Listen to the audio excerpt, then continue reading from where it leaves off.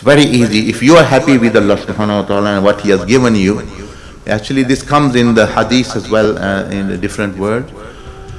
Imam Muslim narrates that anyone who wants to know their station with Allah, their value with Allah, that what does Allah think, not Allah never thinks, but what does Allah is knowledge, who am I, what is my status in the sight of Allah subhanahu wa ta'ala. Everyone wonders sometimes, who am I, what I am, and what in the sight of Allah, how does Allah see me, and how's I got any worth, is Allah pleased with me. So Rasulullah sallallahu alayhi wa alihi wasallam answered this question. He said in the hadith, he said, if you want to know your muqam, station with Allah, ponder over yourself in the heart.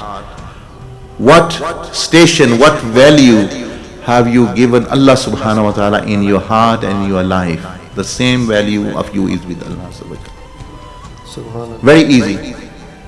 That you make any decision and you put Allah subhanahu wa ta'ala first in your whatever you are doing, business, otherwise, your life, holiday, whatever. In the heart, where is Allah's place? So whatever place you have given in money, what is Allah's place? If the money is 10% for Allah, 2.5% for Allah, and then you can know how does Allah see you.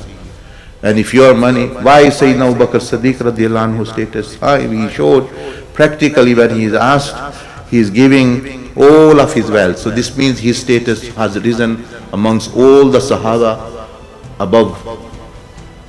And it can be seen reflection in his deeds as well, that what place he gives Allah and His Messenger.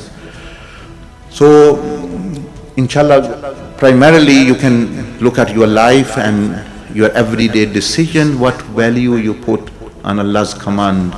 So, but namely if a person wants to more clear answer, then actually it's to see the 4 qualities in you. If you are giving preference to Allah over all other opposing command of Allah, if you are giving preference to Rasulullah sallallahu alaihi wasallam and his way, his lifestyle over all other lifestyles, and if you are compassionate at least for fulfilling the rights of creation, and you stay in the presence of Allah subhanahu wa ta'ala now and then, this is a good sign of pleasure of Allah. If you are preferring others over Allah, other leaders over Rasulullah sallallahu alaihi wasallam, and yourself so much over others that you are mistreating them, because once you hold anyone lower than you, you will mistreat them. Because this is the danger of thinking less of others and thinking, oh, they are not good, so I am the better. Because you are the better, you are going to then mistreat and become unjust to them because you think they are second class or so. And fourthly, as I said, presence of Allah subhanahu wa ta'ala. If you are mostly present with your nafs and present with shaitan and present with dunya, this is not a good sign.